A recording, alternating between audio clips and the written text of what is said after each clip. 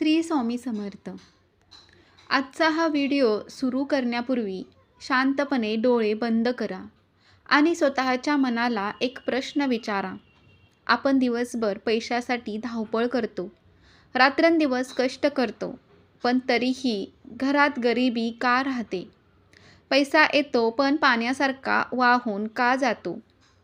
गरुड पुराणात भगवान श्रीहरी विष्णूंनी जेव्हा पक्षीराज गरुडाला जीवनाचे परम सत्य सांगितले, तेव्हा त्यांनी सकाळच्या 7 अशा नियमांचा उल्लेख केला आहे, ज्यांचे पालन केल्यास माणसाचे नशीब रातोरात बदलू शकते.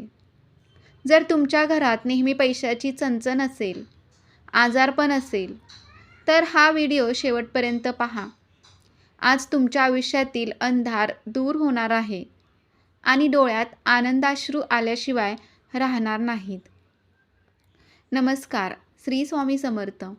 कृपादृष्टी या आपल्या आध्यात्मिक चॅनेलवर सर्वांचे मनापासून स्वागत. आपण नेहमीच जीवनातील गूढ प्रश्न, कर्म आणि संतांच्या कृपेबद्दल बोलत असतो. आजचा हा विषय तुमच्या दैनंदिन जीवनाशी आणि तुमच्या घरातील सुखसमृद्धीशी जोडलेला आहे.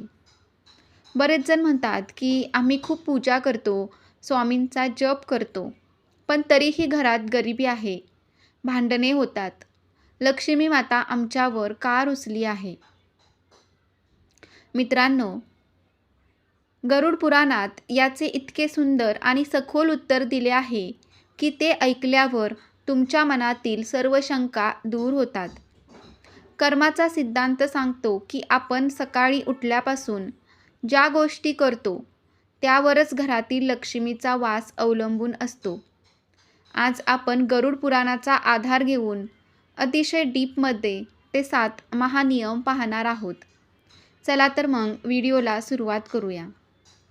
मित्रांनो, गरुड पुराणाच्या आचारकांडात भगवान विष्णू स्पष्टपणे सांगतात की या संपूर्ण ब्रह्मांडात दिवसाचे 24 तास एकाच ऊर्जेचे नसतात.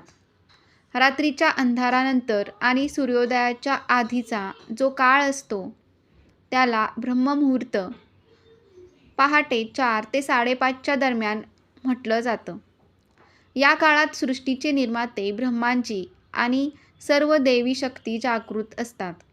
ब्रह्मांडात अत्यंत पवित्र, सात्विक आणि सकारात्मक लहरी फिरत असतात. गरुड पुराणानुसार ज्या घरात लोक सूर्योदयानंतरही उशिरापर्यंत म्हणजे 7-8 वाजेपर्यंत झोपून राहतात, त्या घरात अधर्माचा आणि आळसाचा वास होतो. उशिरा उठणाऱ्या लोकांच्या शरीरात तामसिक ऊर्जा वाढते, ज्यामुळे त्यांची बुद्धी भ्रष्ट होते आणि ते चुकीचे निर्णय घेतात. अशा लोकांवर लक्ष्मी माता अत्यंत क्रोधाने पाठ फिरवते आणि त्या घरात अलक्ष्मी प्रवेश करते. आजपासूनच एक नियम बनवा. रात्री कितीही उशीर झाला तरी सकाळी किमान 5 वाजेपूर्वी उठण्याचा प्रयत्न करा. सुरुवातीला कठीण वाटेल, पण सलग 21 दिवस हा नियम पाळा. सकाळी उठल्याबरोबर दोन्ही हातांच्या तळव्याचे दर्शन घ्या आणि म्हणा, कराग्रे वसती लक्ष्मी, करमध्ये सरस्वती, करमुले तू गोविंद, प्रभाते कर दर्शनम. आता आपण गरुड पुराणातील दुसऱ्या अत्यंत महत्त्वाच्या नियमाकडे वळूया. गरुड पुराणानुसार तुमच्या घराचे मुख्य द्वार हे केवळ आत येण्याचा रस्ता नाही, तर ते तुमच्या घरात येणाऱ्या भाग्याचे आणि लक्ष्मीचे प्रवेशद्वार आहे. सकाळी उठल्याबरोबर सर्वात आधी आपल्या घराचे मुख्य दार उघडावे. शास्त्र सांगते की सकाळी देव आणि आपल्या घराचे पूर्वज आपल्या दारातून आत येण्यासाठी येतात. जर तुमचे मुख्य द्वार अस्वच्छ असेल, तिथे चपलांचा ढीग असेल, कचरा असेल, तर देव दारातूनच परत फिरतात. घराचा उंबरा हा राहू आणि केतू सारख्या नकारात्मक ग्रहांच्या प्रभावाला रोखणारी ढाल आहे. रोज सकाळी उठल्याबरोबर घरात झाडू मारण्यापूर्वी मुख्य दारासमोरील जागा स्वच्छ झाडून घ्यावी. उंबरठ्यावर थोडे स्वच्छ पाणी किंवा थोडे गोमूत्र शिंपडावे. त्यानंतर उंबऱ्याच्या दोन्ही बाजूंना हळद कुंकवाने स्वस्तिक काढावे किंवा बोट लावावे.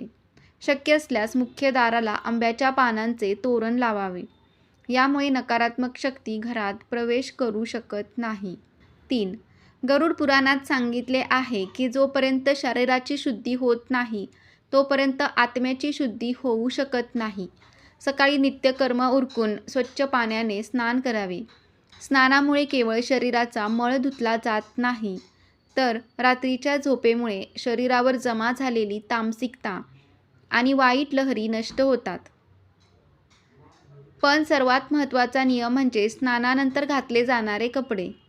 गरुड पुराण स्पष्टपणे सांगते की स्नानानंतर कधीही मळलेले, दुर्गंधीयुक्त आणि आदल्या दिवशी घातलेले कपडे पुन्हा घालू नयेत.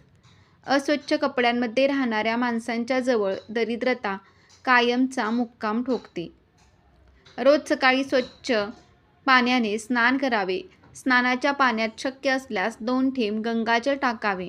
स्नान झाल्यानंतर पूर्णपणे धुतलेले, स्वच्छ आणि हलक्या रंगाचे सात्विक वस्त्र परिधान करावे. कपड्यांना हलकासा सुगंध लावावा, कारण सुवासिक आणि स्वच्छ जागेवरच लक्ष्मी आकर्षित होते. 4. मित्रांनो, सूर्यदेव हे या पृथ्वीवरील एकमेव साक्षात आणि डोळ्यांना दिसणारे देव आहेत.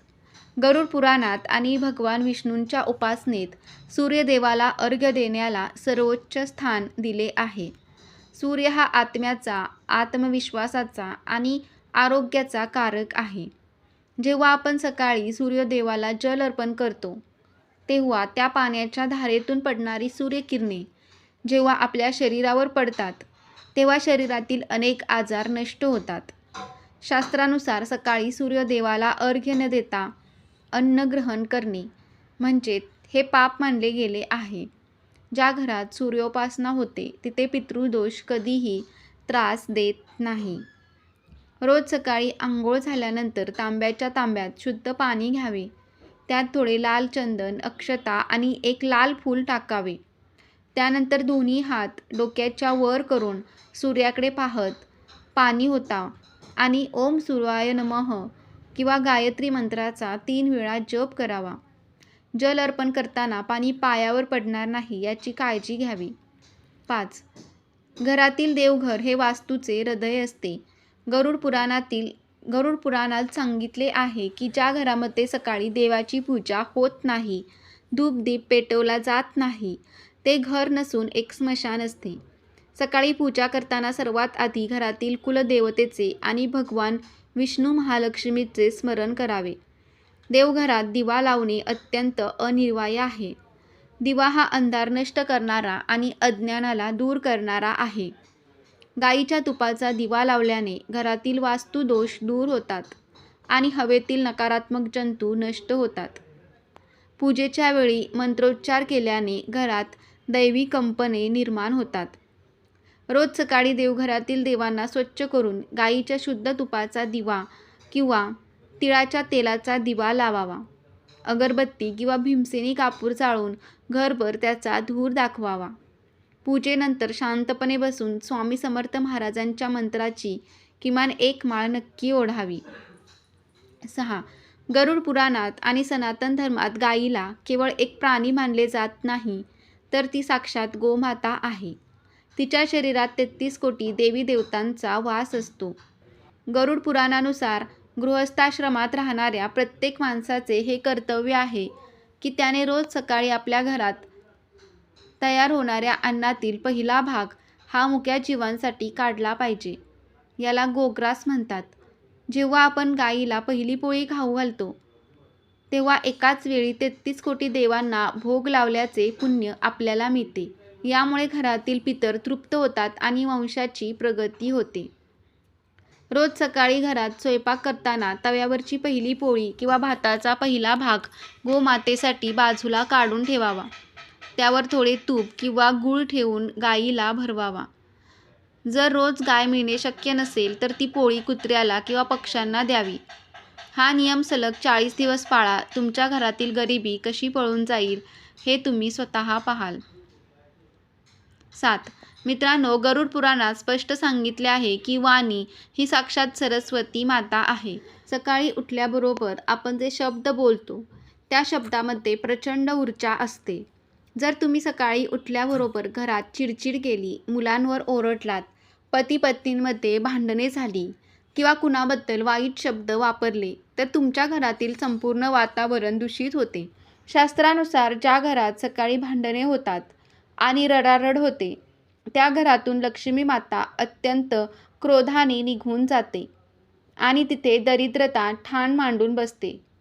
सकाळी मुखातून फक्त मंगल शब्द आणि देवाचे नाव निघाले पाहिजे. सकाळी उठल्याबरोबर घरात पूर्णपणे शांतता आणि आनंदाचे वातावरण ठेवा. घरात मोठ्या आवाजात ओरडणे टाळा. सकाळी मोबाईलवर फालतू गोष्टी पाहण्याऐवजी संत आवाजात स्वामींचे भजन, भूपाळी किंवा व्यंकटेश स्तोत्र सुरू ठेवावे. कुटुंबातील सदस्यांशी हसून आणि प्रेमाने बोलावे. हा नियम घराला स्वर्ग बनवेल. मित्रांनो, आपण नेहमी उपायांच्या मागे धावतो पण आपल्या रोजच्या सवयी बदलत नाही.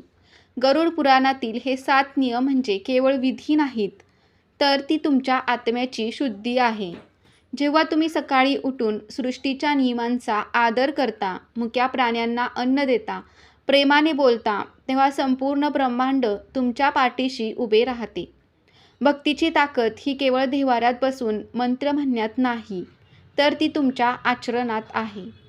जर तुम्ही हे नियम श्रद्धेने पाळले तर स्वामी तुमच्या घरात स्वतः येऊन राहतील आणि तुमचे जीवन सुवर्णासारखे चमकेल. तर मित्रांनो, तुम्हाला हा व्हिडिओ कसा वाटला कमेंटमध्ये नक्की सांगा. व्हिडिओ आवडला असेल तर व्हिडिओला लाईक करायला विसरू नका. श्री स्वामी समर्थ. जय जय स्वामी समर्थ. श्री गुरुदेव दत्त.